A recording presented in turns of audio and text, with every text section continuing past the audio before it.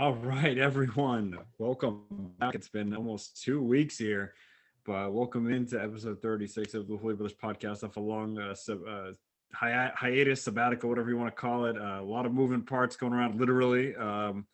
Moving in a couple days. This will be the finale from this apartment. As you can see, we already have some stuff off the wall here. Got some boxes. It's been a crazy couple weeks, and we have a lot to talk about. But first off, Mike, how you doing tonight?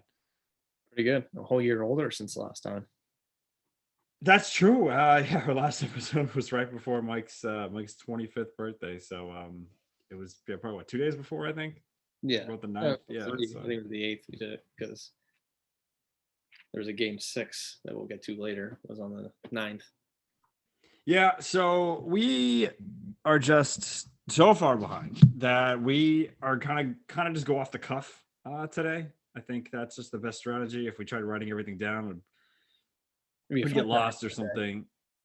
Yeah. We can skip over some things. It's not going to be as detailed. It's going to be kind of a high level, or maybe we'll talk about the last game of some series here. But I guess let's jump right in. Best way to do so. Before we get into the playoffs, we had an event tonight, Mike. We'll start with the most recent draft lottery. Big night, usually, obviously, a month prior or so. And I don't know. There were some picks that were conveyed, but as far as the top four goes, a couple teams snuck in. Correct me if you've heard this before, but Cleveland got into the top four. I kind of weirdly predicted, which makes me think that the rigging might be a little bit more true than some people think. But so Toronto is up at number 4, Cleveland gets number 3, and then Big Ben Wallace brought it home for the Pistons at number 1, meaning the Rockets slid into number 2. So we'll keep that pretty short for now. Obviously, Cade Cunningham, Evan Mobley, the Jalen's, both Green and Suggs, kind of running at the top 4 prospects, but.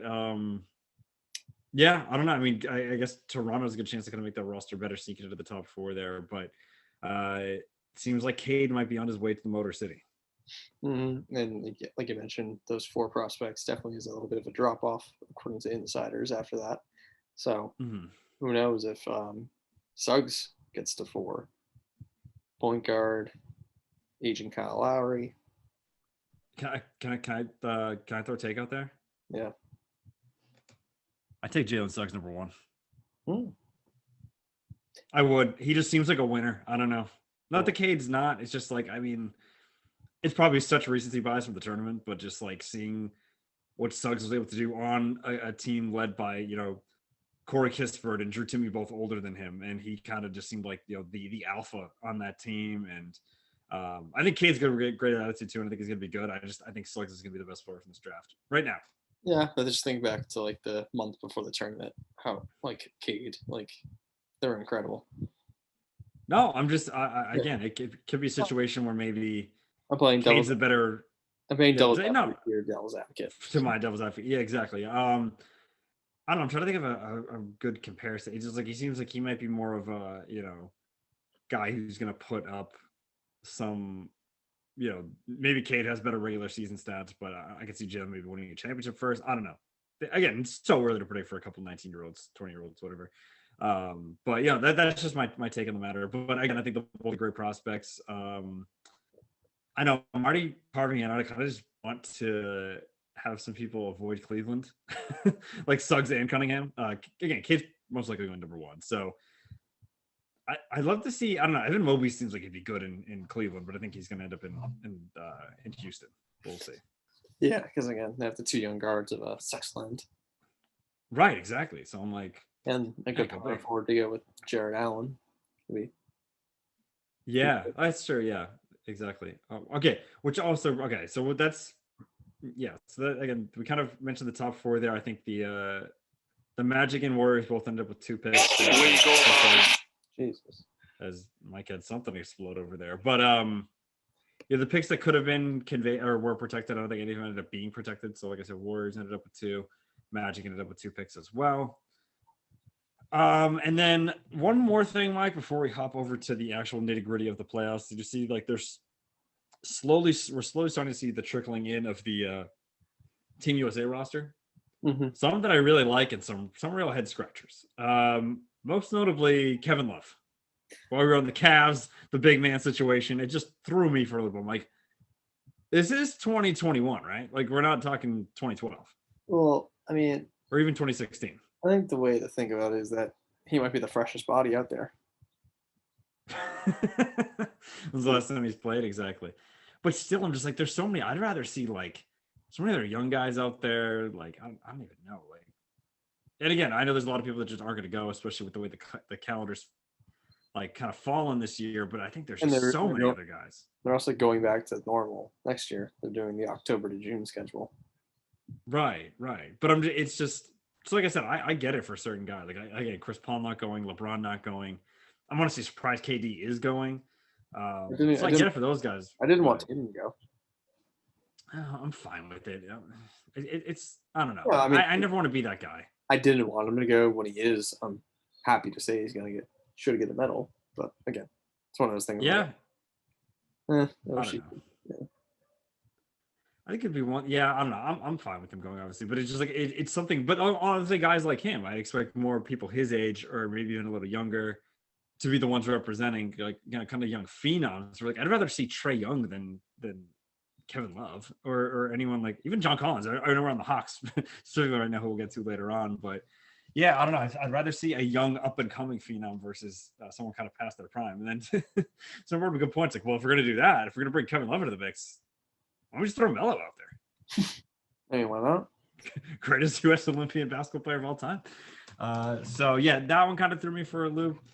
I feel like there were reports that Paul was going early, and like that quickly got kind of conflicting reports, but Woj. Yeah. Kibosh on that. Yeah, exactly. I want to see the full. I think there's 2 spots still open right now, based off everything I've seen. So it's like, oh my god, I can't find any real accounts. So I know it's like Tatum, Dame, Devin Booker, unless they make the finals, probably, because then you're gonna have another replacement. I hate how hard that this is to find, even though it's like I just started seeing you say, I'm like, Woj has been tweeting about it all week. So Lowry declined. Drew Holiday. All right, so let me just see if I can find Middleton. Chris Middleton. I'm not gonna find a whole compiled list. We'll get to that later on. But Bam also pretty good pick. So yeah, we'll see how that roster kind of finishes up. I just the Kevin Love thing kind of threw me for a loop, for being honest. But Luka tearing it up for Slovenia. I'm saying in qualifying or whatever this round is. But yeah, we'll obviously keep an eye on that going forward. So all right, now let's enough messing around with the lotteries and the Olympics. Let's get right into what we've kind of missed here. So again, we left off probably where there's still some, like, was the first round all done last time we talked? Yeah. Okay, yeah. All right, we were on to the second round. So I guess we'll start with the West, maybe, because that's what we have on right now. We're in the middle of game 2 and kind of a how we got here type situation. So it ended up being the Clippers and sorry, go ahead. I was gonna say, let's do a quick one. Let's get rid of one series. Suns in 4. That's all we have to say. Yeah. That epic fight that happened in the stands. And again, it's funny too, because I am typically like anyone who gets in a fight at those things is kind of like, I don't know, a tool, whatever. But when I saw the whole video, I'm like, all right, this guy he was staying in his lane, and then the Jamal Murray brothers came over and kind of sucker punched him. So like, all right, that I get. There was some self-defense there, and that kind of again, obviously doing the interview with PMT, and seems like kind of a cool guy. Yeah, and then the other storyline is also a fight from game 4 when Jokic like hit campaign in the face or whatever, and then he got ejected. Yeah, his brothers look like the most intimidating people of all time. Oh yeah, they look like they're in the Serbian mob or something like that. Mm-hmm. Like they're somehow the same size as him. Height-wise, they're probably even more jacked than he is, which is crazy to say off the NBA MVP there. But yeah, that's just a weird one too. The MVP, it's happened since then too. So I think we mentioned that last time. Oh yeah, that might have been. I think it might have It happened the night. It happened the night we did it last. Yeah. So I missed some all NBA teams, but we don't need to go into that. Congrats to them. We could certainly do that if we want to bring that up also, but yeah, so Yeah, so obviously, yeah, Jokic MVP. Because what was the first team? Was it him? Because would it be second team because they're both centers technically? Yeah. Because it ended up being what, Steph? I'm assuming Giannis. Let's see. Yeah. No, this is something we should do. Okay. It was backcourt was Stephen Luka, Stephen Luka, Giannis, Kawhi, yeah, Kawhi first team. That just seems like a Jokic. all-time pick. Then I know second team was Damon Paul. Yeah. LeBron and Julius. And then LeBron, that's ridiculous too. Mm-hmm. For like half the year. Anyway. And then Kyrie, Beal, Butler, George, Gobert. That forward list is so weak for Tatum to have made the team. I'm not even just saying that as a Celtics fan. I mean, Kawhi, sure, he probably had a good year. It's just like, again, he sits out so much. LeBron misses half the year. Jimmy was not that good this year. And I could argue even Paul George too, who's, been pretty good in the playoffs so far. But like, I think Tatum had a better year than at least than the two on the third team and played a almost full season unlike LeBron. So I think that was a little ridiculous. Yeah, even like Mitchell too. I'll even say that about Mitchell. And again, yeah, I think he should have snuck on there too. I think again Kyrie, another guy who was injured a lot of the year. I think he could have snuck onto that third team with Brad Beal. So those are kind of the two main gripes there, and it's going to cost them both a lot of money. Too, right? The Supermax. What if the NBA was in cahoots? Wicked's like, oh no. Right, exactly. Like, don't vote for Tatum. So those are the teams there. But while we're on that, like you said, the Suns and 4, they just made quick work. That's another example too of going back to my Blazers. Again, with my team, they're just frustrating. I think they would have given it. I mean, not saying much. It just shows like they just can't put it together because without Jamal Murray, I think you're borderline a better team than them, and you just could not wrap it up. You couldn't do it. You had no one to help Dame, and then it just showed it because again, the Nuggets get to the second round, and they get their teeth knocked out. I mean, I think the Blazers might have lost 6 or something. If I think they might win you a game or two, maybe even win 1, and that's already better than the Nuggets did. So, kind of just shows the frustration there if you're a Blazers fan. I think the Suns are just that good. No, they are that good. They are. I'm just saying, like, I don't know. I think the Blazers would have given them a better fight. It's just they can't figure out how to put together around Dame there. And there's a bit of a coaching carousel that I've been kind of maybe mentioned that at the end here because I just thought of that with the Blazers, and then we'll obviously have some Celtics news as well. But that pretty much wraps up that series. Suns and 4 kept it pretty simple. They're an absolute wagon. Their record since the bubble has been insane too. I think they're like up to like 68-23 or something like that. So just on an absolute tear. And again, right now doing it, at least at the moment without Chris Paul due to the COVID protocol. Still not sure about the whole vaccinated, non-vaccinated thing, testing positive, not testing positive. No, I think he tested positive, but he has a vaccine. So one of those rare instances where he's absolutely, because again, that's the whole point. Again, not to get into a whole side tangent here, but it's like you're probably not going to get it, and then even if you do, like Chris Paul did, you're going to be a lot fine. You're going to be fine just because. Yeah, he's making TikToks with skids. Yeah, so I don't know, kind of a annoying situation there if you're Chris Paul, but kind of even so far in this Clipper series because Kawhi is out now. But yes, that pretty much summed up the Sun series again, especially on a 2-week catch-up podcast. It's really all that happened to them in the past 2 weeks, so no need to get into much detail there. But I guess we can kind of hop on to the next series there, and we might even be seeing it happen for a third time tonight, depending on how this game ends up. But the Clippers just love digging themselves 2-0 holes. It's really worked. 0-4 in games 1 and 2, and 4-1 in all other games. So, or that math's not right. 8-1, sorry.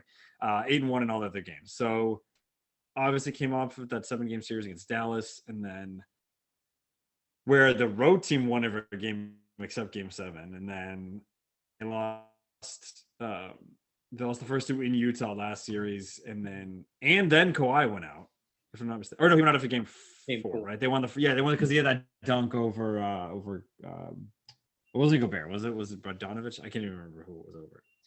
The dunk. Yeah, no, it was Derek Favors. Derek Favors, that's what it was. Yeah. I was like, Yeah. So, but again, so yeah, Kawhi. So they're able to tie it up 2-2, and then Kawhi goes out, and you're really not sure which direction this is going to go in.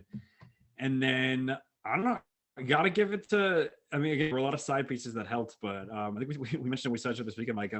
I'm big on Paul George. I mean, he's corny. He's definitely corny. And he's taken some heat, rightfully so, for the playoffs. Not kind of showing out the whole playoff P joke. As he's had some stinkers in there, but at least as far as games 5 and 6 went, he was there. He stood up. He was the leader for that team. I guess we'll start with Game 5. That Reggie Jackson kind of helped him on big in the fourth quarter of that one, but again, really stepped up there to set up a pretty good Game 6. Yeah, I mean, it was put up or shut up time in that Game 5. At that point, you were kind of just like, okay, even if okay, there was no Kawhi, Utah's the best team in the league. If they just even if they lose the next 2 games and they just put up a fight and George goes off, you're like, okay, that's good for him. The fact that he was able to pull off 2 wins, I mean, like you said, a lot of help from Reggie Jackson, and then the Terrence Mann game. Yeah, so we'll now get to Game 6 because that's what happened. So this was a night where I was home again, moving. So I was like, you know what? Caitlin had a bridal shower, so she stayed the night in Nashville. So I was like, home alone. I'm just gonna watch these 2 NBA games. Gonna order some food, do some packing. Sixers game was pretty good, which we'll get to later on. But then it got to the Jazz Clippers game, Game 6. Jazz trying to force a Game 7. Clippers trying to not finish it out, and it looked like this was going to be a bad game for a long time. The Jazz came out firing on all cylinders. 72-50, I think, at halftime, and I was like, oh man, I'm staying up doing those packing. I'm gonna have nothing good to watch. But yeah, I'll leave it on. And yeah, next thing you know, the third quarter hit, and yeah, Terrence Mann of Lowell, Massachusetts, shout out there, FSU alum now, and yeah, dude just went off in the third quarter. The Clippers, I think, went on a 17-0 run. Quickly got right back in it. Again, Paul George had another good game late, but yeah, it was a lot of Terrence Mann in that one. And again, we've seen some comebacks in this playoffs, and again, it was no different this game, Game 6 in LA, and the Clippers were able to finish it up in 6. Really get another great performance by Paul George, being promoted almost to the number 1 instead of his usual number 2 with Kawhi, and really an impressive finish to that series by PG and the rest of the Clippers team. Yeah, and shout out to Tyler, man. People just think that he was just the babysitter for LeBron back then. You can definitely tell he's a pretty good coach. Yeah. I said it to you, I think, this weekend as well. I said it. I think he's just the anti-Brad Stevens, who, well, I guess he's the GM now, but as a coach, where Brad can make a bad team competitive. Ty Lue could not do that. The whole Cleveland thing blew up. He had nothing. It fell apart. Whereas Brad couldn't quite get over the hump. Ty Lue, again, opposite situation, not really able to get a bad team to play well, but if you give him the team, he'll kind of get you to the finish line, which seems like he's, again, still a lot of time to go here, but he didn't get into the conference finals here. His campaign just yelled something, a spit all over his face. It was actually kind of funny here. But no, like you said, he showed up, and the big difference between Doc a year ago and him this year, and getting to the conference finals, that's even just step 1 here. To even get to this spot. But like you said, yeah, losing Kawhi, a lot of coaches or a lot of teams might just fall apart in that instance. But instead, Paul George elevates his game. Pieces like Reggie Jackson, Pat Beverly, Terrence Mann, like we said, 39 points in Game 6. Guys like that step up. So yeah, I think we're starting to realize how good of a coach Ty Lue is, especially kind of looking at the rest of the league and seeing where he ranks. Mm-hmm. And then one last comment before we switch.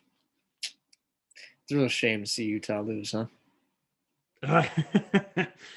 Utah has so many, just so much clowning going on with them. It's funny too because the problems with their power forward from the 90s, John Stockton with the whole vaccine situation, so that's the throwback, and then Utah as a whole, kind of a bit of a I think dorky city as it is. I think Donovan catches a lot of strays from the hate, but yeah.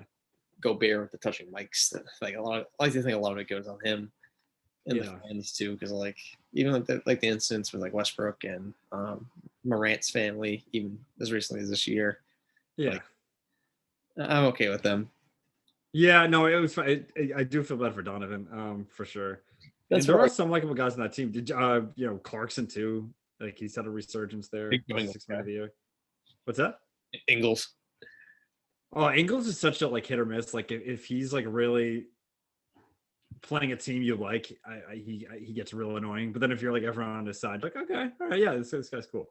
But yeah, and the Gobert, that's another thing too. I think we have to go back to in this game. I think there was a lot of heat from Quinn Snyder. I mean, it's crazy to think about because he has literally won Defensive Player of the Year 3 times in a row, or not in a row, but 3 times total.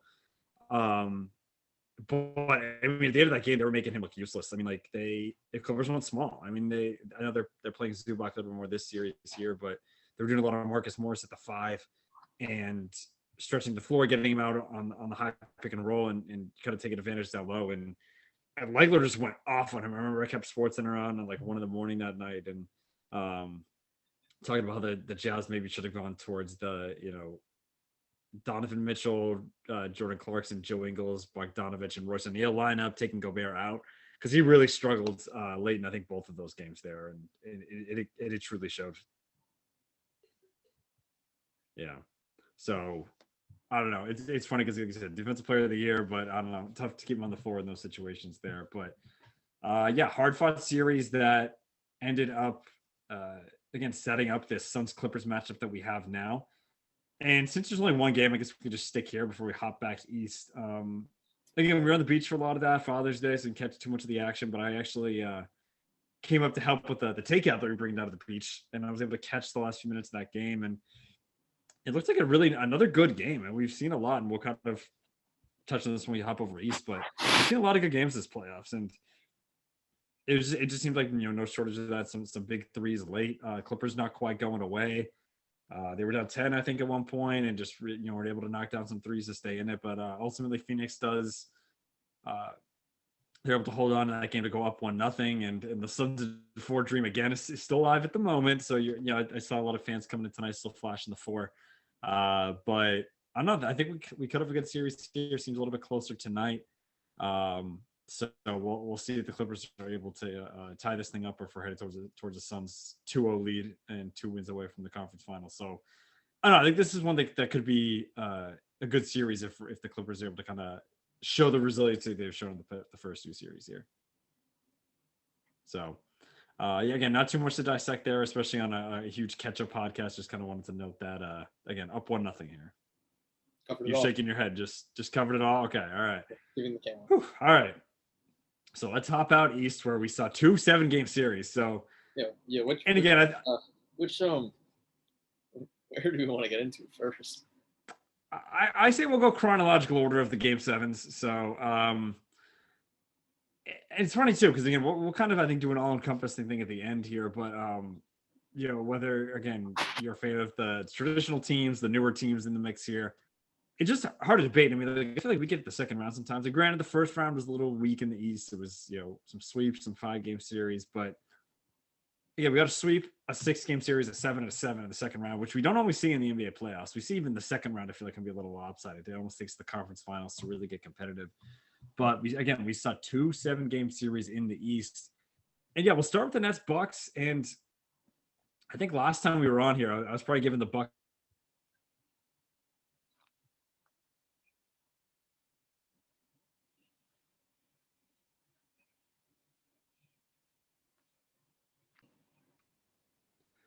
All right, sorry for any technical difficulties there. Basically, what I was saying is the last time we were on here was giving the Bucks a lot of crap.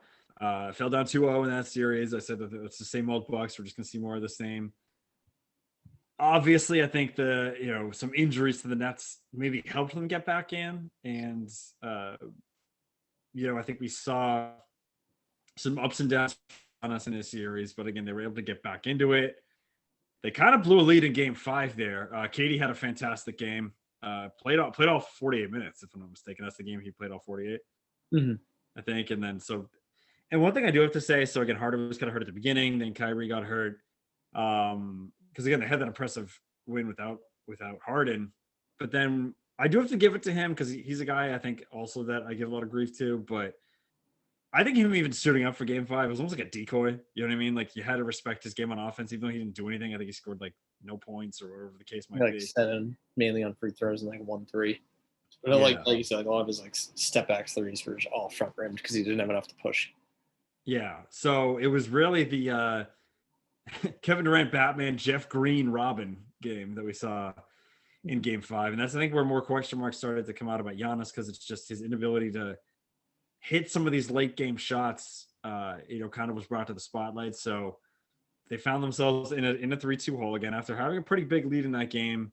KD comes all the way back in with some help from Uncle Jeff to bring them to 3-2, heading over to Milwaukee, and this is where we got the take from Reggie Miller that we might owe an apology to. No, it's still very stupid, but the take of sitting Durant and Harden for Game 6, to have them rested for Game 7, and what do we know? They play both games, and they lose both games. So again, I guess we could start with Game 6, which again happened on Thursday night.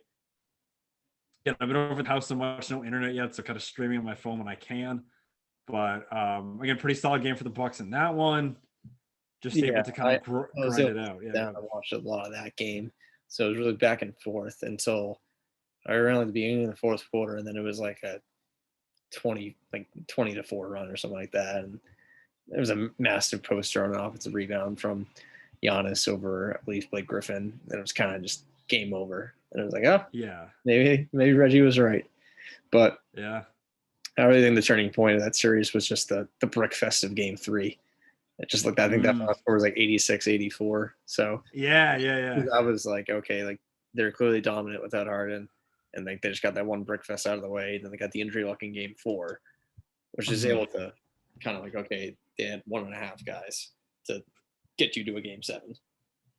Right, exactly. So yeah, thanks for hopping in there. So again, it's so hard not to just get on a complete roll there, but yeah, good call out for Game 3.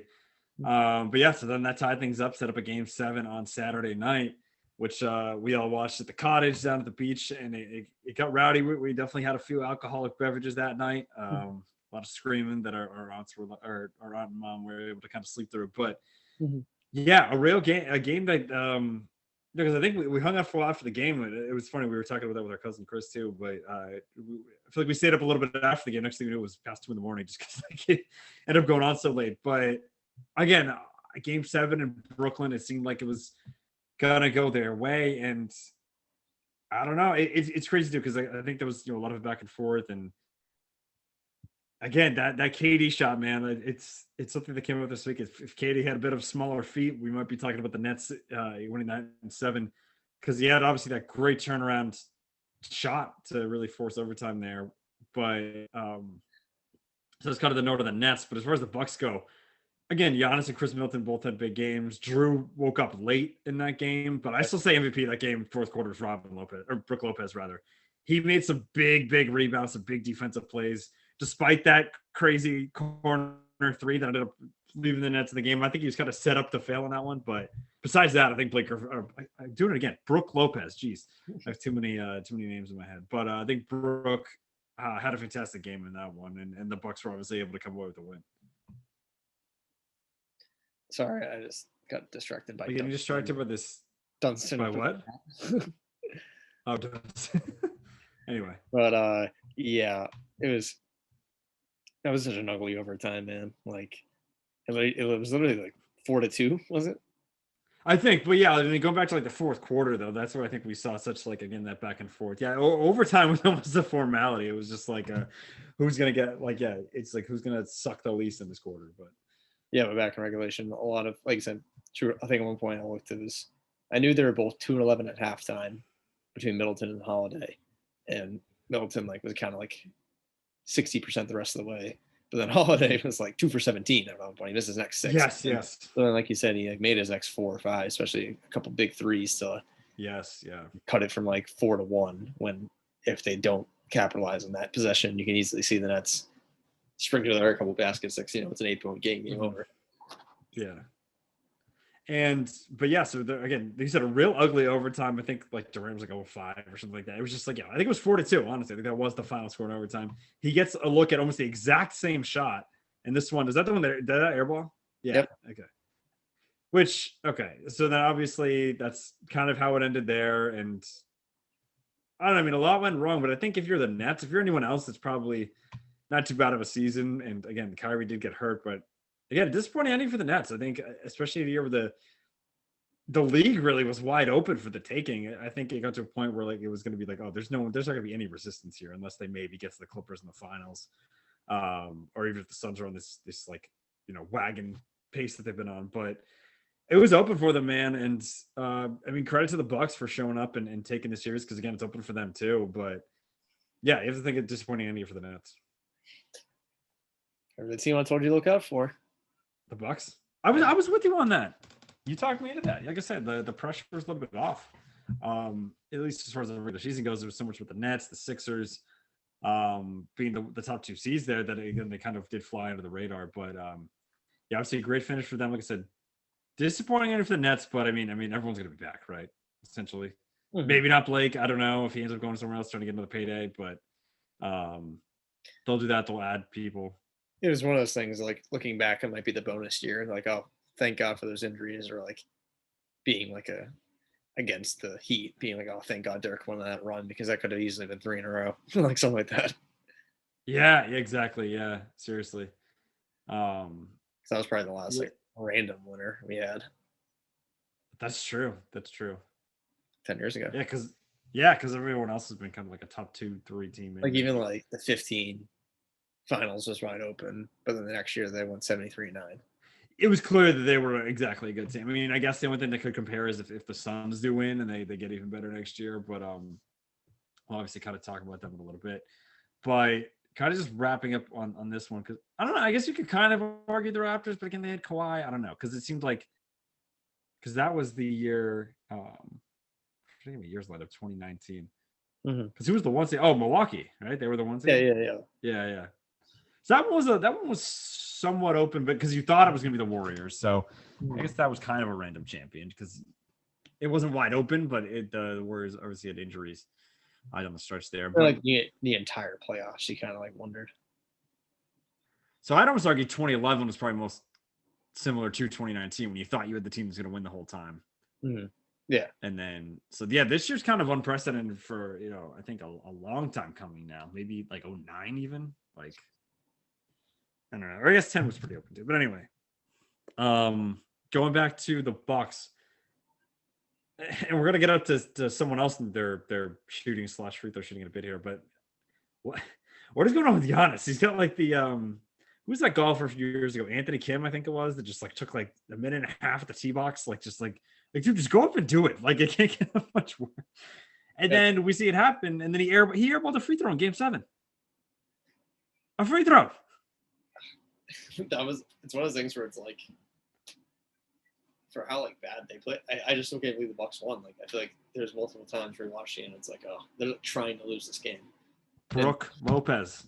Yeah. I'm telling you. His defense is where it was. He played great defense. He got some big rebounds. Because again, there were times where it looked like it could have got ugly. The Nets could have gone and run. But yeah, they kept him in. So obviously still a lot of question marks to the Bucks, and Giannis is going to have to either improve. We're going to be leaning a lot heavily more on Middleton and Holiday here for some outside shots late. But the Bucks they scraped through a tough series again. Maybe benefited from some injury luck on the Brooklyn side, but they're in the Eastern Conference Finals, which set up one more spot for the taking, and it was the number 1 seed 76ers versus the number 5 Atlanta Hawks.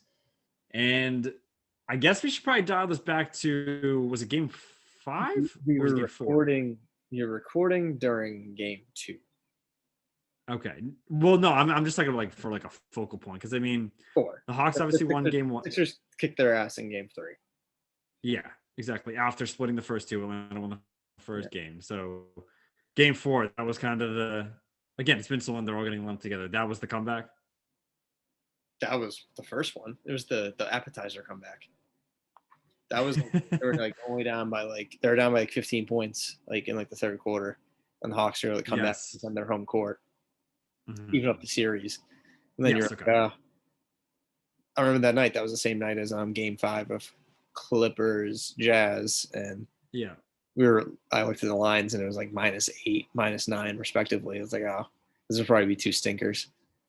Which is why, like, if we had time last week, I was kind of itching more for a Wednesday, because it's like, oh, like no need to watch those 2 games. I'll probably stink. I want to sit down and watch this Game 5 for on that spot. And then the first game on his plan, because they're up 83-58 with 2 minutes left in the third quarter. So the Sixers, of course, won Game 5. Yeah, exactly. They went on to lead the series 3-2, heading down to Atlanta. Except no, that's not what happened. Yeah. Not quite. So again, a situation where I was at the house. I think I looked at the score and I was like, I don't even need to stream this on my phone. I'm not even gonna bother. And then No, I was watching that, so I was like, oh, I'm gonna flip on the Sox instead because they were in a pretty wild series last week. And then it was like, oh, they're down by 1 run. They were down by 1 run going to the 8th, and I was like, oh, let me check back in. I see it's down to like 12 points, and then Embiid did a couple shots, got back up to 16. I'm like, okay, I'm gonna switch back on the Red Sox, and they're rallying, and the base is loaded. And then I looked at my phone. We're getting too off into the Red Sox tangent here. I looked at my phone and I saw it's a 3-point Hawks lead. I'm like, what the heck happened? I missed the entire thing. Yeah. And then I switched over and saw Embiid brick 2 free throws, and then Young was able to ice the game. Ice tray. Yeah. So yeah, again, just an epic collapse from the 76ers in that game. And they fell down 3-2. So yeah, like you said, it looked like a game that was theirs for, I don't even say it for the taking. They had it, and it seemed like it completely slipped through their fingers. We set up again Game 6 in the highlight factory down in Atlanta. I thought it was going to be a situation where either the Hawks were going to win that game or Philly was going to win the last two. I'm like, Atlanta has to close them out. Being the inferior team as far as your regular season record goes on paper, you got to take care of them at home. And obviously the Sixers were able to finish it up and win a Game 7. It was a situation where I think Atlanta got into a hot start, and they should have really stepped on the throat and couldn't quite do it. Though I will say the highlight from this game was probably the John Collins almost like headlock dunk that he wore out on the shirt after Game 7. But that was kind of a highlight for them. But the Sixers were able to kind of stick it out. A big Steph Curry game, and they were able to again get that one out and force a Game 7 back in Philly on Sunday night. And yeah, I know you mentioned like traditionally you think that. Yeah, after watching that game, it was like, wow. Like I remember watching the tail end of that game because I watched the beginning, the Hawks were on fire, and like you said, they kind of didn't step in the throat. And then you just watched the end of that Game 6. I was like, I don't know, I'm still not impressed. It was more of the fact that the Hawks went ice cold. I feel like Bogdanovich a lot of threes rather than like the Sixers went off. So it was kind of like, I don't know what. I still think Philly could blow this. They out Atlanta. Yeah. And then again, to give you the false storyline and then lead to the fake one. So set up a Game 7 in Philadelphia, and Trae Young shot 5 of 23. So obviously the Sixers won, right? Because that's the only chance. That's the only way the Hawks win that game is if Trae Young goes off, because that's kind of how the playoffs have gone. Right? Wait, I thought someone else the Hawks first round draft pick from 2018 had a really good game that night. How did Trae Young have that night? You're right, Mike. The reason that was is because there were 2 first-round picks actually that day. Yes, and that being, I don't know what his nickname is. It looks kind of like Rick Astley, but Kevin Huerter goes off for 27 points to keep Atlanta in the game. Let's put it that way. Keep them in the game. And then Ben Simmons. I think we just have to get there. Again, good news, bad news situation there. I think you know where I'm going with this. Yeah, he was 100% in the fourth quarter of the series. Yes, exactly. That is true. But unfortunately, there was 3 shots, 3 of 3, and they both came in the first 3 games of the series, or all 3 came in the first 3 games of the series. So yeah, you're hearing that right.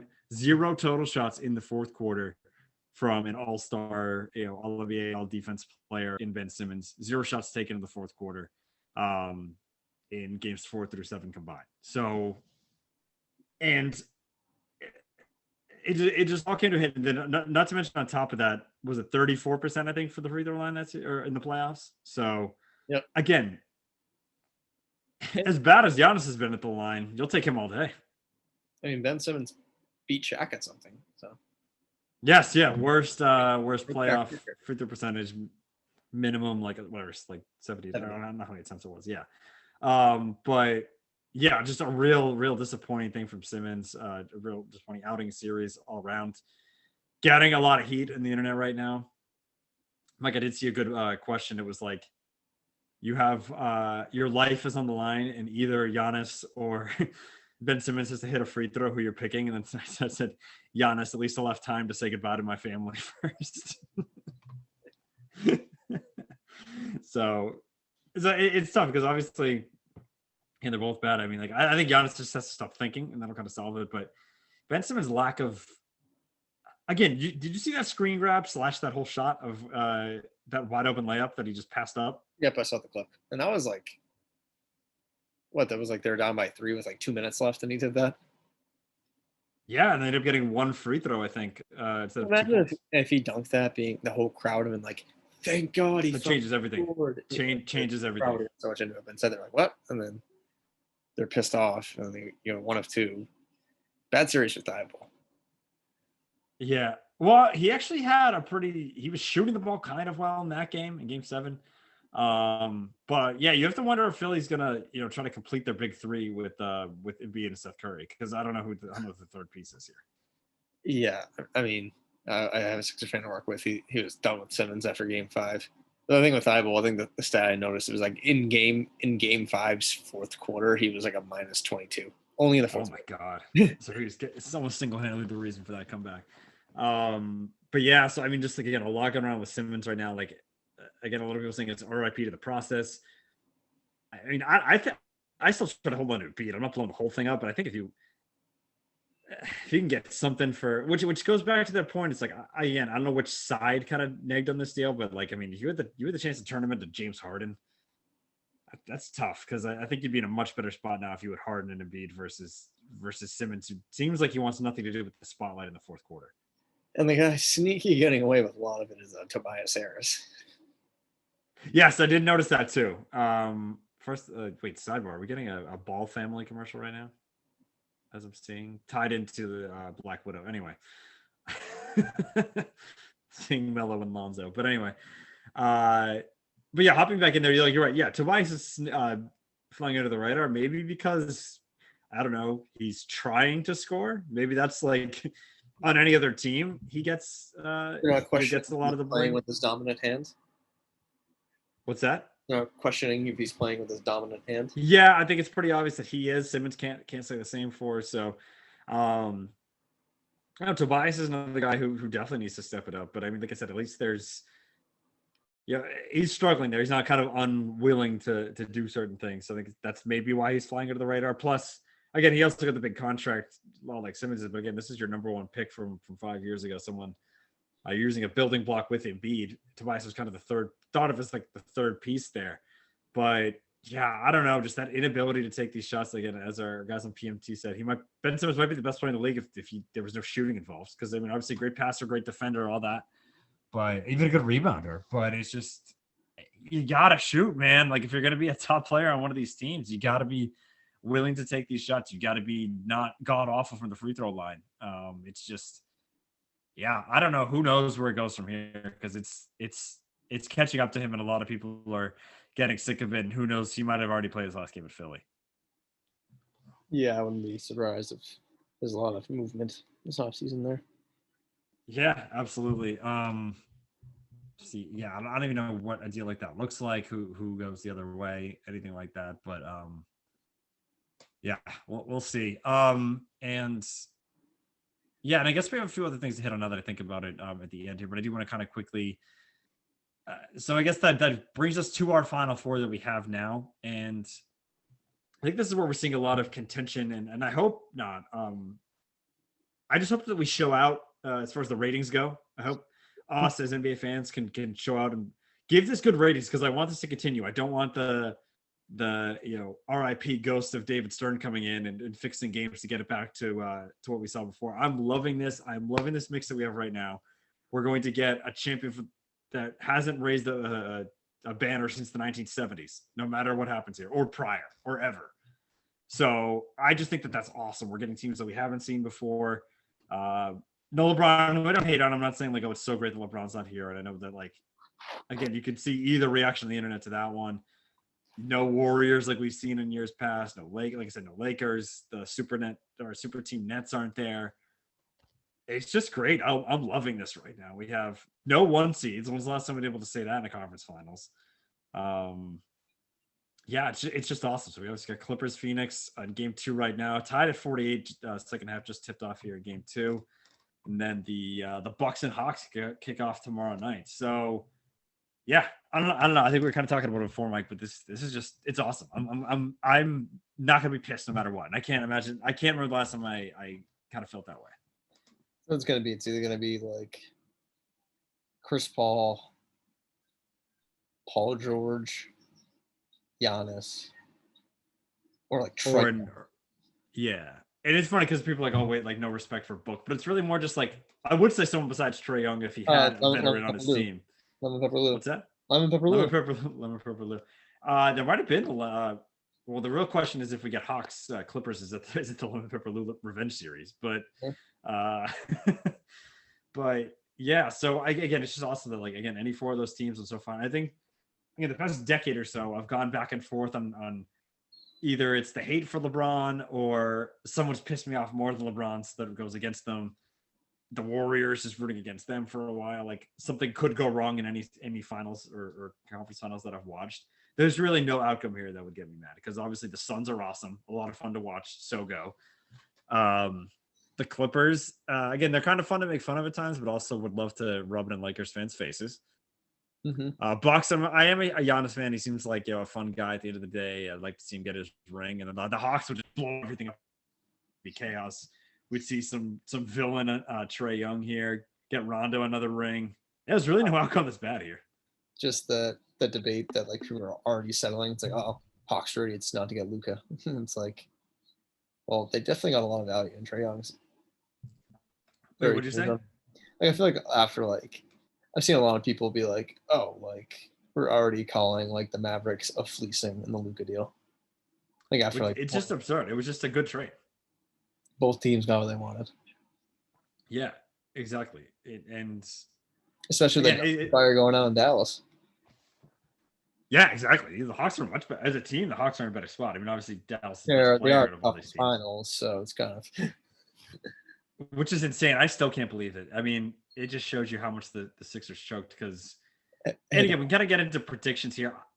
It's tough because I don't want to write them off, especially because the Bucks haven't been known to always take care of business when they need to. But I don't know. I think that could be a short series because I do think the Bucks are much better than them. Mm-hmm. Hawks have been in the conference finals twice since the process started.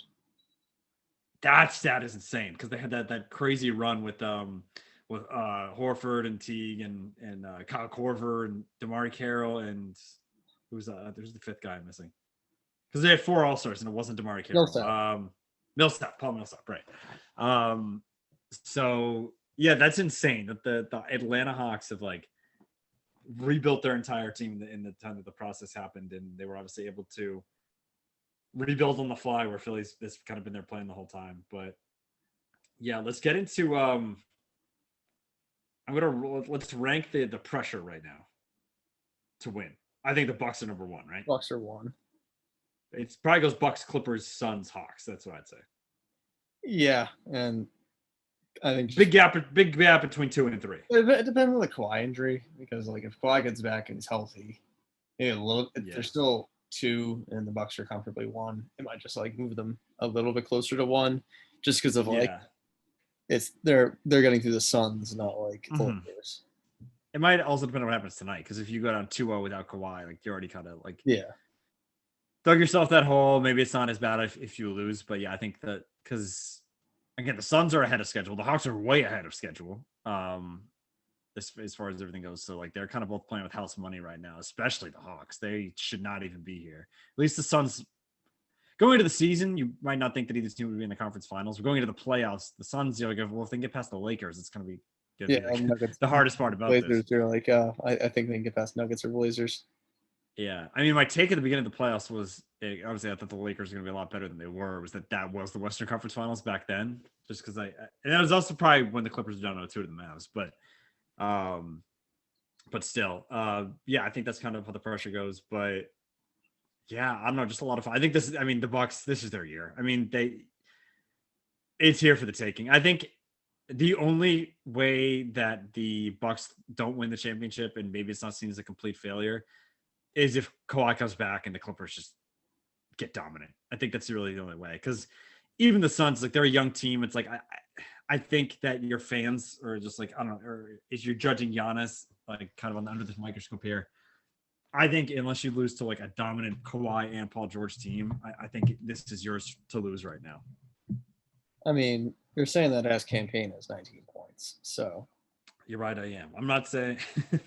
I just think for a lot of people, the Suns are ahead of schedule. Just again, especially without Chris Paul right now, I think they're going to be seen that adds pieces down the line because again, they have a good supporting cast. You could even get another wing player to kind of join, maybe at the 3 or 4 spot in that lineup. But so I just think again, it's really just given kind of what the Bucks have gone through, especially these last few years too. But yeah, I don't know. It's just it's gonna be fun. It's gonna be fun no matter what. It's gonna be some great basketball here. I'm excited for it. Again, we already have a good game 2 going on this year. You've just seen so many good games like the last few days as a whole. Yeah, I mean, I'd say games 5 through 7 Nets Bucks are incredible. Game 6 of the Clippers Jazz. Game 7, maybe I missed it. The Sixers Hawks seemed pretty good. Yeah, it wasn't the cleanest game ever, but it was close. It was back and forth. So yeah, it was pretty funny because you're like, oh, this game's looking pretty lit, and then Dave texts me like, this game's awful. I realized after I sent it, I'm like, well, it's not. It's lit. It's almost like it's competitive. It's close. It's almost like us watching Ballers, right? It's like, is it good? Well, no, but you got to watch. It's awesome. So, but yeah, I don't know, definitely exciting. So yeah, we got our Final Four right now, and again, our Mike's going to LA over the weekend, so it might be another week or so before we talk again. But right, we aim for Tuesday, Wednesday next week. Okay, yeah, exactly. Yeah, I said another week. I meant like week from today. So we'll have a much better idea of what's going on then. So I forced my way to game 4. Was that? You're just do it. If it's the Clippers, you might be able to get in. If it was the Lakers, you'd have no shot. But but yeah, so again, that kind of sums up the NBA playoffs. A few notes. I did want to head on. There was a big trade for the Celtics that we've got to cover. Yeah. Right, exactly. Yeah, again, all these things that happened. So Kemba, number 16 pick and a 2nd round pick, going to Oklahoma City to bring play the coming home video for Al Horford with Moses Brown and another 2nd round pick. Celtics killer Moses Brown, so hopefully he'll work for us now. But yeah, I mean, big picture just seems like a lot of money going back and forth, going to give the Celtics a little bit more capability, flexibility. Cap flexibility, capability. I combine the 2 words. So maybe able to add a player next free agency, opens up some space for that. I don't know. I mean, I just hated how this whole thing went down. Again, I say it wasn't a bad signing at the time. Kemba just couldn't stay healthy, and it just didn't work. Beginning of, I'd say the first half of last year, it worked really well. It was obviously an all-star starter. The team seemed like it was gelling. It was right before Tatum got hot, kind of hit that next level right at that point, and then it kind of just all went downhill from there. Definitely helped. And I can tell if we can work here. Maybe we can kind of get the chemistry back in order. Again, some flexibility. I mean, that all I might do is be able to like afford an Evan Fournier, but sorry, the game's a little pixelated right now. It was a pretty nice dunk. No, it's fine. I'm just reacting to Evan Fournier. Yeah, that's like the best we're gonna get. But hey, who knows? Like, because then after that we get, it might be another year next year. But then after that, you never know with Smart and Thompson coming off the books. And then only 1 year of Horford, maybe we can do some restructuring because I think majority of the money is this year. And he only has like a $13 million cap hit in year 2. Yeah. Maybe if you can do like a restructure there, you can get a max guy, maybe another year of mediocrity in Portland with Damian Lillard. Bring in Kawhi. Yeah. That'll be free. I'm mostly kidding on that. But yeah, definitely give some flexibility. And the thing I like is it shows a completely change of philosophy with Brad up there instead of Danny. Willing to trade those picks? I don't think he would have traded away a pick number 16. Yeah. The only thing I'd say is like, because there was some, especially at the beginning of this week, like, oh, if you waited, like, do you think you'd be able to flip him for Simmons? Again, I don't know if you want to do that because then that's kind of just your team for the next 4 or 5 years is the Simmons, Tatum, Brown, and maybe a facilitator, which is kind of what this team needs. Again, I don't even know if you could pull that off with Philly. I don't know if they want to do something like that, but that'd be my only question mark. But it was tough to tell at the time because it looked like Philly might have been on their way to the kind of conference finals anyway. I know this is just Friday, but whatever. So that'd be the only thing there. But otherwise, you were able to kind of get off that money, save some money getting Horford in here, and it might just be a moving around money thing, but also I don't know. Horford's the one that was healthy on their 2018 conference finals run to Game 7. Mm-hmm. So he was a guy, maybe not. Maybe it was when Kyrie and Hayward came back that things didn't work, but Horford was on that team with them and Rozier. So I don't know. Who knows what Horford has left? He seemed decent when he was in Oklahoma City. It was obviously a disaster in Philly, but yeah, we'll see if he's anything left in the tank. They're going to have to get a new point guard, see what happens in free agency and all that. But like you said, a difference in philosophy, a move that Danny might not have made here.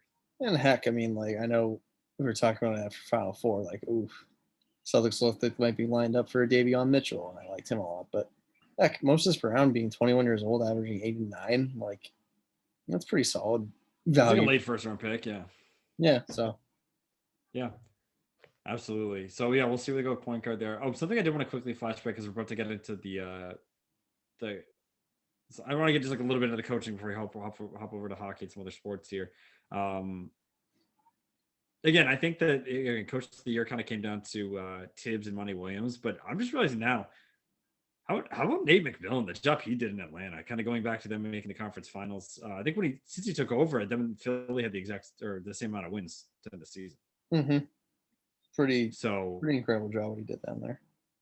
I mean, he also got screwed in Indiana, and they're kind of like, kind of getting what they deserve on that as they're back out looking for a coach again. But I just want to give a quick shout out to Nate McMillan because he's done a fantastic job in Atlanta. I would assume going to lose that interim tag going into the next year. Going to be the full-time head coach of the Hawks because obviously they started off slow under I'm blanking. Who was it again? Drew was Lloyd Pierce. Lloyd Pierce, sorry. Yeah, so again, great job for him. I guess we'll mainly focus on the Celtics here. Again, we've heard the names. We've heard Sam Cassell. We've heard Johnson Phillips. We've heard some other names as well. But it seems like the leader in the clubhouse now might be I don't want to butcher his name. It's Ime Udoka. Yeah, I keep on reading it quick and thinking it's Ekpe Udo. But Ekpe Udo, exactly, yeah. And Ime Udoka. Who again I didn't know too much about, but there are two positives here. One, he's an assistant for the Nets, who the Celtics apparently still love because of all their ties. Hopefully, is good friends with the whole Kyrie crew. Hopefully, can get a guy that the Jays like in here. And then number two, he's engaged to Nia Long, so I thought that was really cool. When I just looked him up today and I saw partner Nia Long from Fresh Prince, Friday, etc. Fame. So that's a win in my book. So again, that's seems to be the leader at the moment right now. Also, was it CJ Ham, system for the Bucks, also in the mix there. So we'll see where the Celtics go, but it seems like he's kind of the coach, kind of the leader right now. Yeah, why not? And exactly, if the Jays are cool with it, that's been my philosophy the whole time.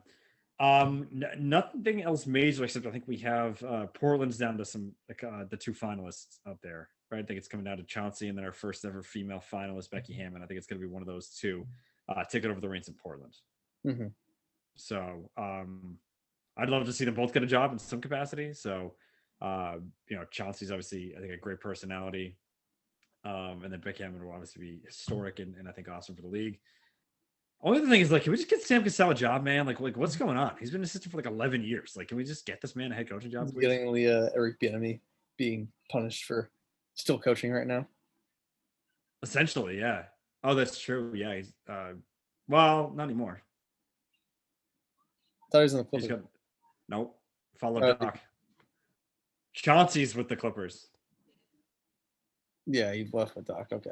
Yes, exactly. Yeah, because he's been with Doc a long time. Because he was assistant coach for the Celtics for a little, or at least almost he's a player, is basically a coach. But so we'll see where a lot of those pieces end up here as we kind of, I think, once the playoffs wrap up, we sort of see a little bit more fall into place. But yeah, kind of a lot to unpack there as far as the NBA goes. We spent kind of a lot of time on that. I am going to briefly, I think I gotta grab my charger here, but I guess we can kind of lead off. We can quickly hit on some NHL, and I think we're kind of down to we're not the conference finals there as well. Again, I think Tampa Bay had wrapped it up when we last spoke in the second round. The Bruins were basically dead. They ended up dying the very next night. So help me out getting into bars on my birthday. So that's true. With how banged up their D was, and Rask was moving slow. I guess you can be like playing devil's advocate. You could have played Swayman, but at the same time, I think the playoff run was over with. So why ruin a kid's confidence? Maybe just hopefully have like Rask retire next year, and I think he's had surgery. He's going to be out till at least like January, February if he decides to play. So let the kids start fresh next year. Don't try to ruin their confidence by throwing them into the barn down in Nassau. And I just let the team die. Exactly, because I think there's already a lot of question marks for next year's team. It's crazy though, because I think it's funny too, because I think I've seen it on Twitter too. It's just like every agent for every Bruins player must be livid right now, because they're all just like, yeah, I'm either going to retire or I'm staying here. Like I'm staying here, or I'm retiring. If they don't want me back, I'm just going to retire. Or like, I think even Taylor Hall's like, well, I really don't want to go anywhere else. It's really not about the money. I'd rather just stay here, stay for a good team. So kind of killing them on that front. But yeah, it's going to be interesting to see how this team looks this year. There's been so many guys who've been on the team for, since before the Cup 10 years ago. So again, your Rask a huge question mark, Krejci. So we'll obviously see where those shifts fall heading into next year. Definitely Eichel rumors. What'd you say? Eichel rumors.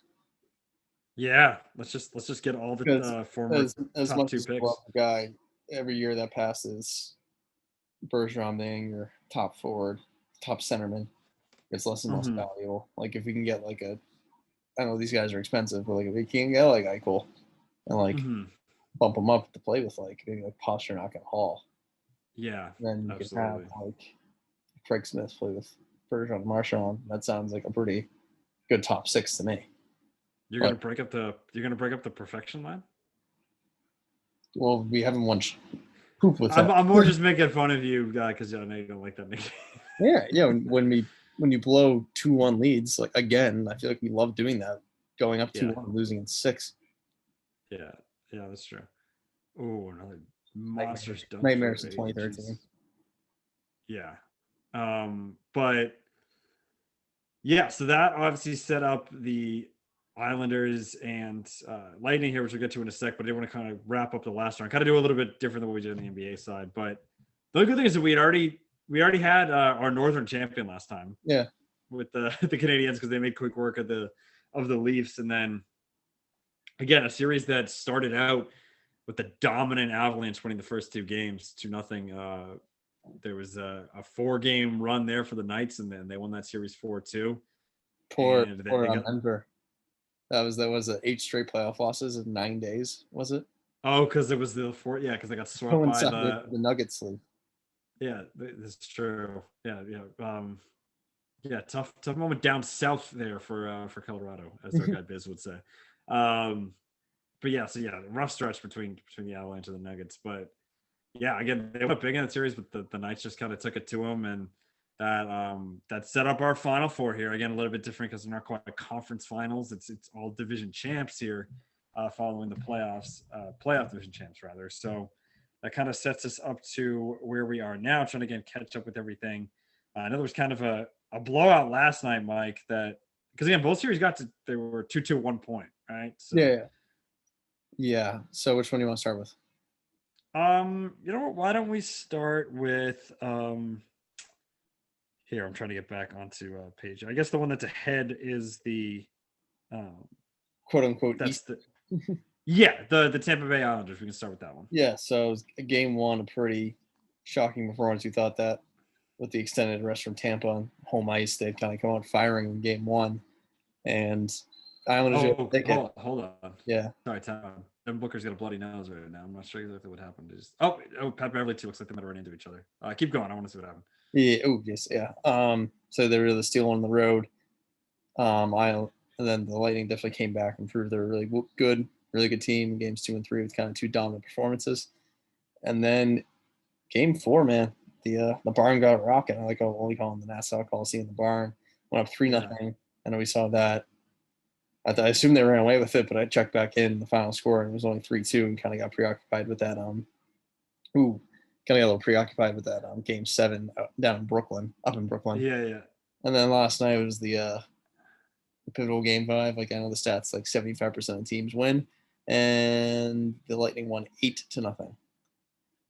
Social media team put on a clinic with their like after 2. After 2, yeah. So yeah, that was a blow up there. Okay, I'm just very confused as to what happened here. I got to do a quick sidebar this game because again, Devin Booker and Pat Beverly ran into each other.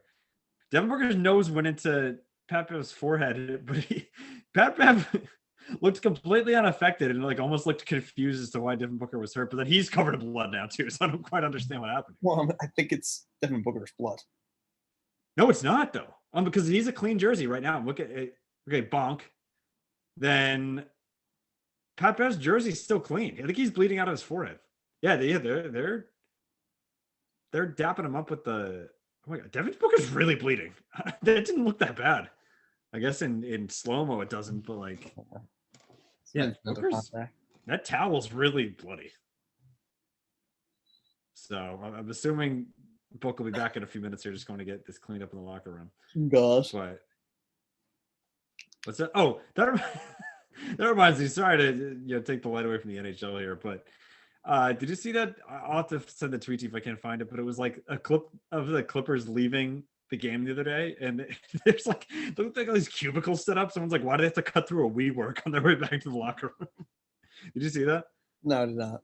Oh, I'll have to try to find it to you. But it was the weirdest thing. Like I've seen, like I know in Dallas they cut through like that restaurant or whatever for the Cowboys games, but it was kind of a similar situation to that. Yeah, both guys are just covered in blood right now. Anyway, it was a real tough sport right now. But anyway, yeah. So the Lightning put on, like I said, a clinic last night, winning 8-0 to go up 3-2 in that one, and then we have another kind of pivotal game 5 going on tonight, and we're getting the start of the same type of thing going on as the Canadiens lead their game 3-0 over the Knights. So yeah, the story there is Marc-Andre Fleury, because got benched, right?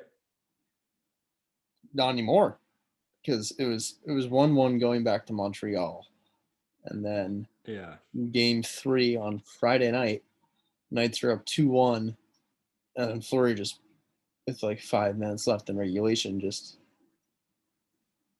turned over the puck for no reason. Is he the one is that when he misplayed that puck? Yeah, he misplayed the puck, and they were able to tie the game, won in overtime.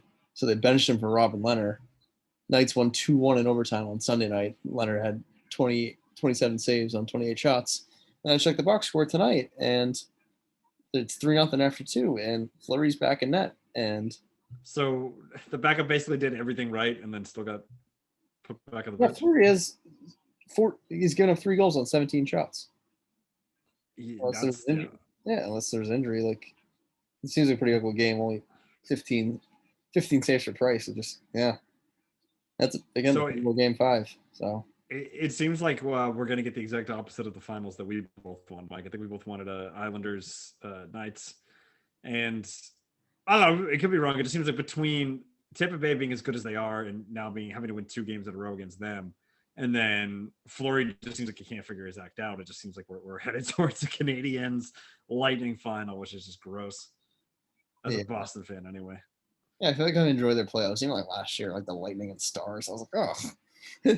Yeah, I mean, at least the Canadiens, like, it makes it a little sexier, but it's just like, it's tough because, like, again, it's made up of a team of guys you don't really hate, but it's just something about the logo. You're just like, yeah, exactly. It's stupid, but it's there. So anyway, that's where we're at for hockey. Like I said, it's been kind of tougher to keep up with both going on right now, but I mean, at least two close series, at least kind of as we expect now.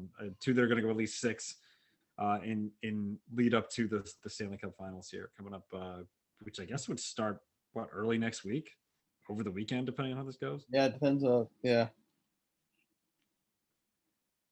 So, yeah, we'll obviously see how that one ends up, but again, we have our Final 4.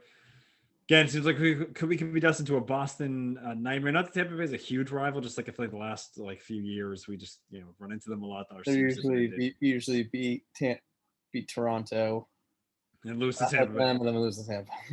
Exactly. So, yeah, not exactly a clear rooting interest there if you're a Boston fan. But again, that's if results hold. We'll see if either team can win the last two games here, or if unless Vegas somehow comes back tonight in the third period. But I think that pretty much wraps that up.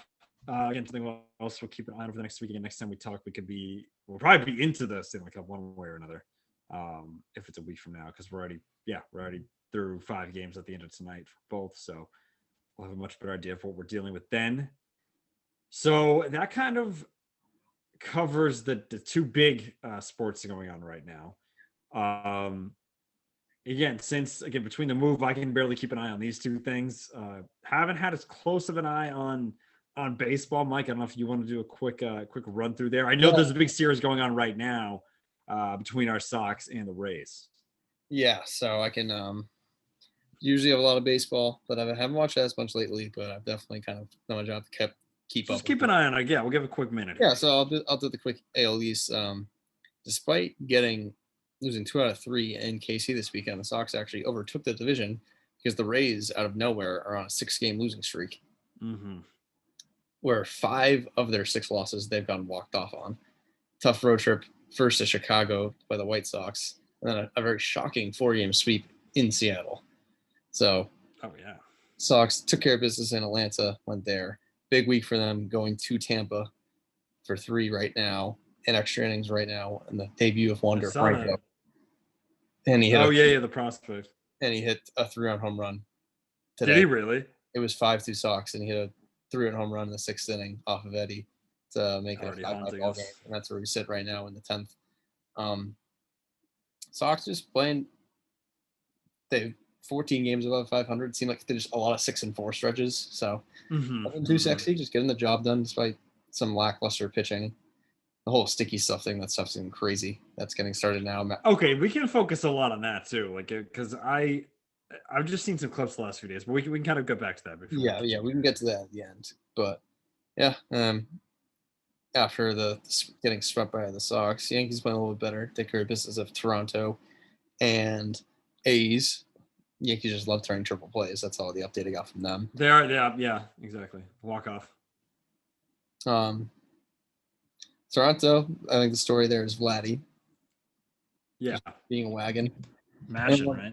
Yeah, then I'm not really going to touch on Baltimore. One last thing that I mentioned on Tampa Bay is that along with the sticky stuff, Glass now has a UCL tear, so he's probably up for the year. Trying to avoid Tommy John, though. But again, I think he just said, like, these guys because it's hard. We'll get to that at the end. Chicago still running up, but hey, Cleveland's sticking around despite Shane Bieber going on the IL. They're sitting at 40-30, won 7 out of the last 10. They're just sticking around, and then over the AL West, Astros now the best team in the AL off of a 9-game winning streak, overtaking the A's in first place. But it seems like we got a solid top 6 teams out in the American League with the Yankees and Jays kind of jockey to see if they can get in the mix. Mets, again, same story. Jacob deGrom has like a 0.5 ERA right now. Absolutely ridiculous. We're getting Bob Gibson territory. Yeah, nothing really else to hit on in that division. Our Cardinals, they've just been awful lately. They're down below 500.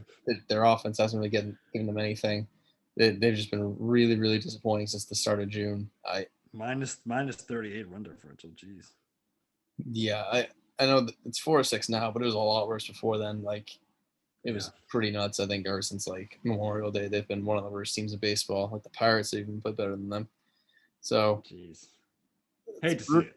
But still, best fans of baseball. Yeah, hate to see it. So, the Brewers and Cubs signing first. The Reds still kicking around. They've been playing some good baseball. They have a pretty nice offense down there. Winker. Yeah, Jesse Winker is going to start the All-Star game. Tyler Naquin's been pretty good for them at the bottom of the lineup. And then over in the NL West, another big series right now. Dodgers Padres. Another Dodgers Padres, right? Yeah. The one thing I'm mad about is that I looked ahead because I'm going to, like I said, this weekend. I'm going to Cubs Dodgers. And give me another good series in LA this weekend. I was pissed because I looked ahead to do the math and I was going to Bueller start. But because they're playing the Padres, they shift around the rotation. Oh. Bump Bauer up a day, bump Bueller up a day. Now I'm getting Gonsolin, which is AKA bullpen day. Because I know they pitched for them last night. I'm guessing Bauer is going for them. Kershaw tonight bumped up Bauer to play, and then it's a 4-game series with the Cubs. Oh, okay. So they bumped up to Bueller up to Thursday. Okay. Got it. Let me see who pitched for them on Sunday. Yeah, that was a bullpen game. Like Gonsolin. Yeah. Maybe we'll see David Price out of the long relief from them. Okay. All right. So, not bad. Definitely jealous. I gotta get out there. I gotta get to one of these. It's a nice stadium. Games. But again, that's just the battle for second place because the San Francisco Giants are 46-26. I know they're hanging around, man. Yeah, they had a great. I think the other story in the division is the Arizona Diamondbacks. I don't think they've won a road game since the Mad Bum. Definitely not since our last podcast. Since the Mad Bum no-hitter. And then last night they won their first game, snapping a 17-game losing streak. Well, that's really more what I was hitting at before last night. Like, yeah, it had been well over 2 weeks. That's insane, though. Wait, so it was a road game since the Mad Bum? Yeah. Okay, yeah, because I was like, wait, that was a while back. Yeah, okay. And then I think the funny stat in the division, the Rockies are sitting at 30-43, a nice 25-16 at home, 5-27 on the road. That's hilarious. The team with 13 games under 500 is up like a substantial amount, like a pretty good home record, but like significantly above 500. But no, that's a helpful run through the league. Like I said, well, I mean, we're starting to get more into we're getting closer to the All-Star break here. Looks like we might have the one last note, prospect wise, Jared Kelenic got called up about a month ago. Already sent back down. He was really struggling. So yeah.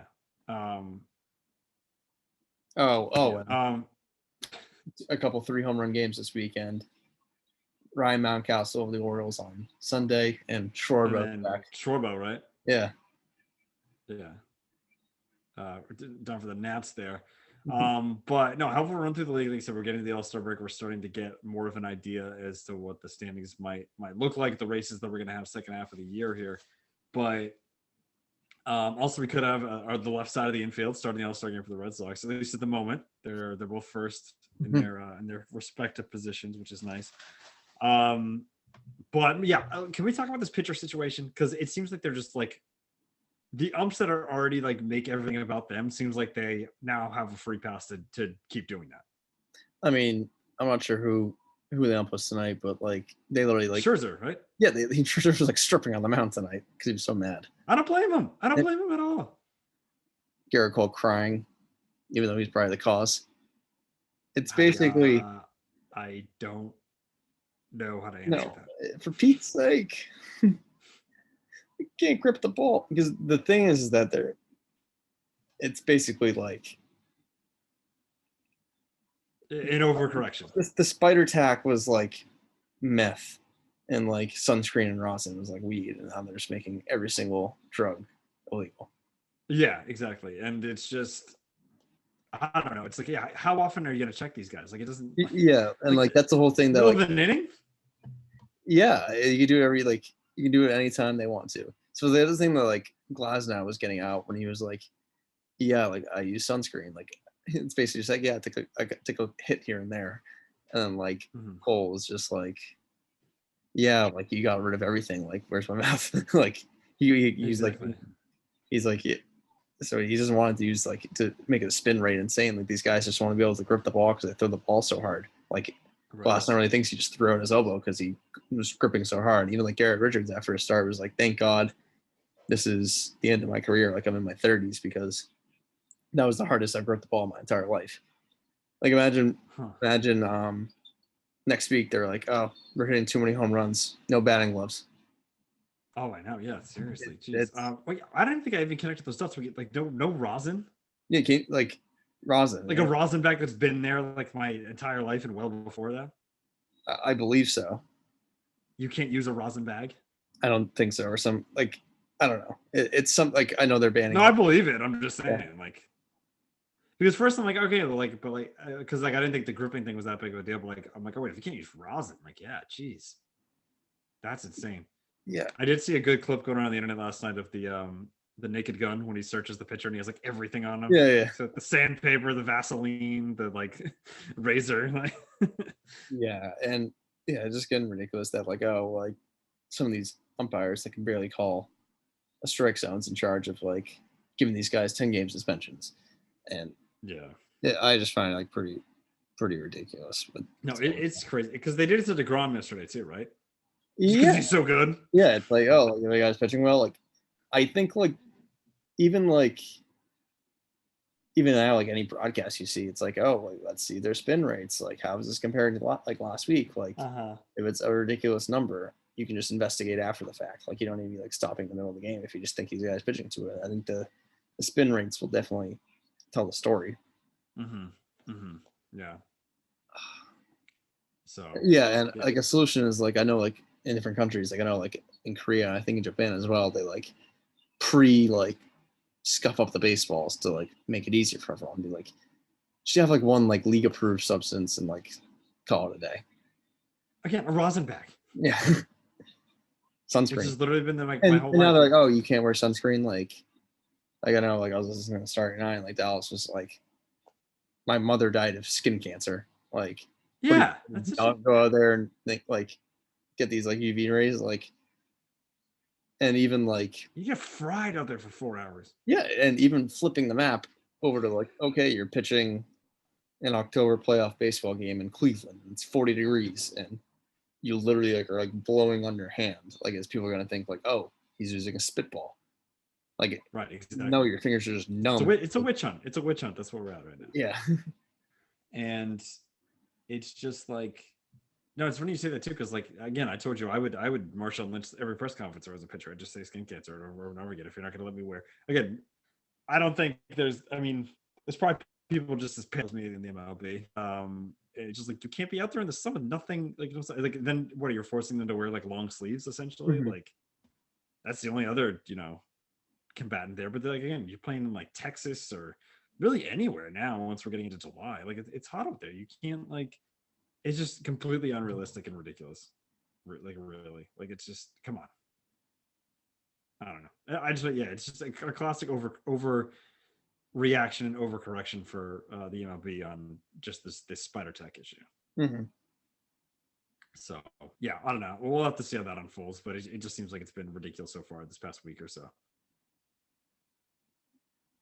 Definitely. Anything else that definitely something to monitor going forward and see like who gets popped, who's the wood churn out, like if it's going to be like a reliever or if it'll be like a random reliever or like Bauer. I just thought it. We should get some sort of pitchers union. They should just all start using it. Be like, what are you gonna do? Kick us all out? Not a bad idea. So, yep, got it. And nothing even bad. Just like sunscreen and rosin, like simple stuff. It's like, okay, like you're just, this game's never gonna end because you're gonna bring in someone with the bullpen. Just be really obvious about it too. Like, all right, this game's never gonna end. We're gonna have Darnell McDonald pitching again. Where's Chris Davis? Exactly. So yeah, definitely some absurdity going on there. We'll have the All-Star teams. Got to be announced pretty soon, right? Like at least by 4th of July weekend, right? Mm-hmm.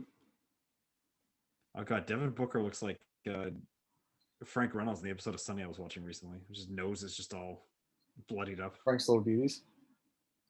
Well, that one, actually, that one too. But it was also the Mac Finds His Pride episode. I don't know if you remember that one at all. It's like late season 13. But also, the Frank's Little Beauties one too. Yeah, he's just got like the gauze up the nose. Pat Bev just went to a headband, I think, just to hold everything in place. But 81-77, that one, couple minutes into the fourth quarter here. A few notes. I don't know if we want to start with the golf from the weekend. John Rahm come back after his COVID situation a few weeks back. Last note in our rundown last time was talking about John Rahm. Yeah. Messing that up, but I for one was just happy it was anyone besides Brooksy, aka Bryson DeChambeau. Yeah, he had a little bit. I didn't realize because again we were at the beach. Sorry, we were at the beach all day Sunday. I didn't realize how much he collapsed. Yeah, I knew he was up by. I think the one time I got serious to check something, he was the leader when he threw 8 holes. And he finished like top 15. Like he Yeah, like he went down bad. Yeah, hate to see it. Yeah, yeah, but Yeah, because even I I don't think kind of I checked it at one point. It was like a huge tie for first, and all of a sudden I got back and I'm like, oh, he was like a couple strokes down. I was shocked. yeah. We have like what was it, like a 24 and an 18 foot birdie putts on 17 and 18 respectively to win. Mhm. Yeah, I didn't even see again. I didn't even We were see a lot of stuck in this the just same because. traffic. So. Oh my god. Yeah, I thought everyone left the Cape at like 11 a.m. on Sunday. My They Father's Day, couldn't. you wanted to enjoy the beach with dinner. So I guess that's what happened because no, I the mean worst part of Sunday's bad. 11 o'clock's actually good. really, I thought it was like you had to get Well, out because every by time I like go to the 9 or Cape, I 10. feel like I stick around until like 5, and I'm always in Okay. traffic. I've hit it at like 2 before. I don't know. I guess it's just one of those things. But anyway, yeah, we both hit that going. The worst part about it, Mike, is it's just like Route 3 North is very misleading because it's essentially Route 3 North, but basically west. So we were just driving directly into the sun while also driving like 0 miles per hour. So that was a bad mix. But It anyway, was a blinding experience. yeah. But also, I think it's funny too because I feel like for us in the past, uh, go to the house and watching the U.S. Opens are a big part of Father's Day weekend. But this year we did mix it up a little bit. We hung out at the beach all day. So again, we didn't watch again. Even our dad was a huge golf fan. Didn't quite catch most of it. We've spent a lot more time at the beach. So didn't quite see any of the action. But again, I was just happy Bryson didn't win, and Yeah, and good comeback story for John Rahm, yeah. even though it was kind of his fault. The one thing I'm mad about is that I placed a future on him that won the whole thing on the PGA Championship. Then only 3 weeks later, he wins the next major. Ah, yeah, that does stink. That does stink. Yeah, and I think Shane did the same thing with the Masters. So he's just like, oh, come on. Yeah. And it was the future bet then was 10 to win 120. So like, not a lot of lost money there. Or Right. picking a guy out of a hat, only winning $100, $120 isn't the most like Yeah. biggest like. You know what I mean? Like it's not the most like. Right. It just sucks that it's worse than just straight up losing and then him not winning for a while. It's worse than that. Yeah, I get yeah, that. Like him just winning the very next big tournament. But yeah, so that's kind of what we had on that front. We talked about it before, Mike. Euro something that I typically get into in the past, but with the move and the playoffs being delayed and everything, I just have not watched a single second of it. yeah. I think I'll probably get into like the The quarters. quarters, yeah, as I say, the quarterfinal seems about my speed. Get a group play and all that. There's a country called North Macedonia. That's cool.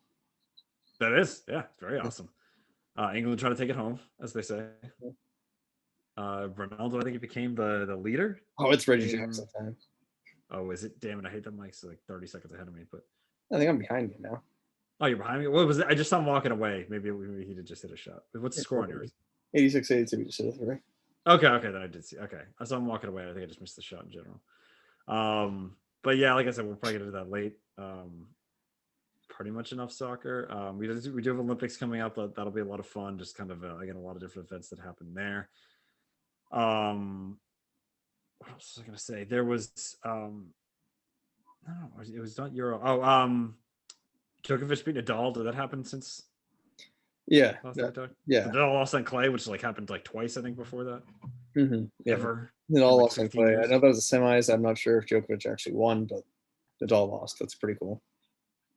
Yeah, which I like Nadal, especially on clay. I'm like, all right, let's at least let him have his clay. Yeah, I was kind of mad. I was like, let him have his one little thing. So I was rooting for him. Let him have his championship every single year. Yeah. So that happened. Also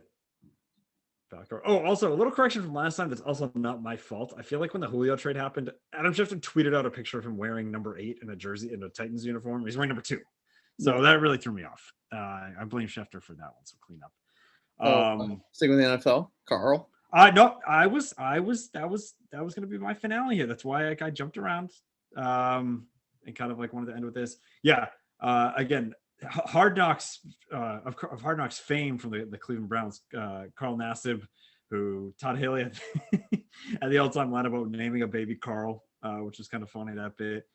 He also had that appreciation stock. I don't know if it was like a stock or whatever it was, just like his math to like make money. That whole equation he had on the board. Remember that? Yeah, when you invest your money instead of spending it, which is a smart thing. Yeah, exactly. But yeah, obviously made a huge announcement yesterday coming out as gay, and something we don't see a lot in professional sports. I think as our society thinks gotten a lot better at it. I think still have a lot of room to grow, but better at it. We haven't quite seen it as far as active players go in any of these leagues. A lot of people maybe after the fact. So he obviously got cut from the Browns that year, but has kind of carved out a name for himself within Tampa for a little bit now. I think just signed a deal with Oakland, had a good year last year. So No, the majority of his deal has been, I think, his career. Because I remember him showing up like his rookie year after Hard Knocks immediately on Oakland, now Vegas. I think he went from, he got cut. He like got cut. I don't know, his big story is he got cut for the team from Hard Knocks, signed for Tampa. Literally, I think he was there for like a cup of coffee, then went to the Raiders, and he's been there ever since. Oh, is that so? Okay, I saw like I remember because I think that was the same draft class as Clelin Ferrell, and it was like Nassib showed up like in week 2 and like beat him out like after getting cut by the Browns. It was like Jesus, Ferrell guy might not be pretty good, might not be the best. But yeah, I mean, like I said, obviously huge announcement, and again, the social media is just like a complete wasteland of like just trolls and awful people on there. Again, I saw a lot of positive reviews, especially from the NFL community, the sports community in general, which I think was awesome. Something you might not see he became the in the last 48 hours, he's the most highest selling jersey for the NFL. Fanatics, right? Yeah.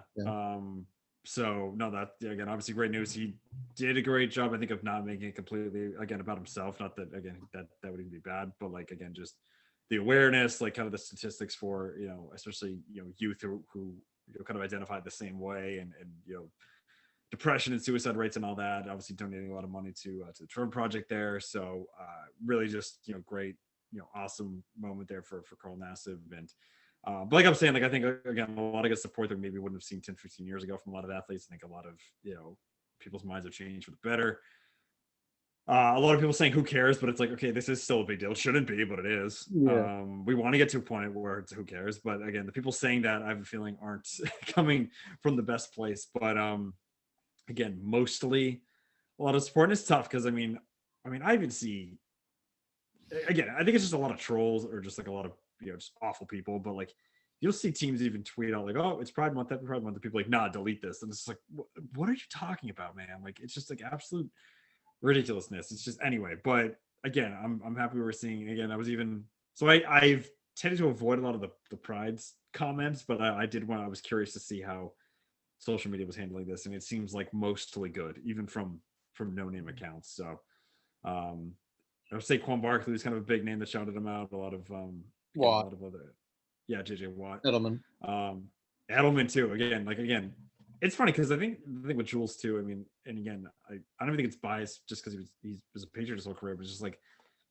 he kind of give off like a Cali like bro, like maybe like type vibe. But like he seems to just handle a lot of situations super well. Like that whole I can't remember what athlete it was with the anti-Semitic comments. He handled that super well. Oh, Myers Leonard, I think it might have even been no, but there's another player too. I think it was like a black player kind of comparing. I don't know. Anyway, he handled that one well. He handled the Myers Leonard situation well. Handled this one well. Yes, it was obviously great. But again, hopefully we'll see more of this because again, just like the way numbers work, he's not the only one out there. So again, just a great moment for Carl Nassib. Again, shout out to him for kind of being able to be himself here, and again, hopefully inspiring a lot of other players, a lot of younger people too, to just kind of again be themselves, and especially I think it has been a little bit more personally too, because ever since meeting Caitlin, she obviously has a lot of friends in that community, so becoming friends of my own as well. So just seeing this become more prevalent and everything is I think again still a long way to go, but certainly progress being made. So that's kind of how I wanted to end the show tonight, Mike, and again kind of give Carl Nassib his shout out, and just like I said, I think a great moment for sports. Very good. So are you seeing the Steve Nash shirt right now? Yeah. As Devin Booker has a bloody nose, so someone's wearing a shirt of Steve Nash with a bloody nose in the front row. Kind of weird, but yeah, that's our show here. Again, a lot of action we had to catch up on. Hopefully, we don't have any too many big breaks like that. As Mike has, I think, one final point here. One last sport we have to mention: college baseball. Grow the game. Yeah. So. Wow! Wait, I had that ending, Mike. Yeah, I know. I didn't. We didn't have our outline planned out. We did not. In your defense, in our defense, we didn't have an outline planned. Okay. Do you want to just give a quick? Because where are we right now? How many teams are left? 6 now. That they ended late tonight. So NC State with the upset of Vanderbilt last night. That stinks. I really want to watch Vanderbilt. No, they're not out. They're not out. They're not out. Oh, okay. It was basically Vanderbilt won the first game. Kumar Rocker pitched. Didn't have the best outing, but they put up a lot of runs, won an extra. And last night, Jack Leiter, man, I actually was on ESPN. I watched a couple innings of it. He had 7 innings, 14 Ks, just gave up 1 home run. They lost 1-0. Yeah, Mincy curse. Yeah. So right now, looks like Mississippi State and NC State, they both are 2-0. Okay. So they're so how does this work? Is it series? Is it double elim? Like how does this is now double elim. I've never. It's okay. It's basically 64 teams and it's 16 regions of 4, and that's kind of like double elimination, and you get down to 16, and then you do super regionals, and it's best 2 out of 3. So you get down to your final 8, and then it's double elimination again. All right, we're like an hour and a half in. My brain's not gonna remember that, but anyway. All right, so now Mississippi State, NC State, they're 2-0, and then tomorrow night it'll be Stanford Vanderbilt elimination game. Okay. Texas Virginia, because Texas won their game in the elimination game, and then Virginia lost to Mississippi State. Those are the only 2 elimination games, and then we'll have our final 4. So okay, all right. I'm guessing it'll probably NC State versus Stanford. I'm blaming everything on these seasons being delayed by a month, because I would typically be, because I'd be watching a lot more MLB, which would get me maybe a little more into college, tracking the Euros as well. I'm just like, I'm locked in on like the NBA playoffs right now, and tracking NHL as well. I think the thing was also moving too, but anyway. I really wanted to get into it this year, but again, like the whole job's crazy, finding an apartment. Yeah. NBA playoffs, so you got to kind of prioritize. So like I've kind of even fallen. Got to get a reset next year or something. Yeah. Yeah, but like I've been trying to follow the games because of Rocker and Leiter. Yeah, I got to get into those. I knew Arkansas was a wagon, but they got upset by NC State as well. So looks like NC State must be a team of destiny. So, and then the dude in Virginia that's like Kenny Powers. Oh yeah, that guy's awesome. So yeah, again, we'll keep an eye on that as well, especially as we get into the Final Four and the eventual World Series. But yeah, good last minute note there from Mike. But provided you don't have anything else, I think we're finally good to wrap up here after, again, quite a long podcast, but again, 2 weeks of material to make up for. So I think we did a pretty good job here. Again, Mike will be on the other side of the country this weekend. So most likely looking at a week from today, we'll again have our Stanley Cup matchup. We'll have a much clearer picture on these conference finals for the NBA. See where we're at for some College World Series. Keep tracking everything else going on. But we get good to catch up on everything today, and we'll be back. Bye, everyone.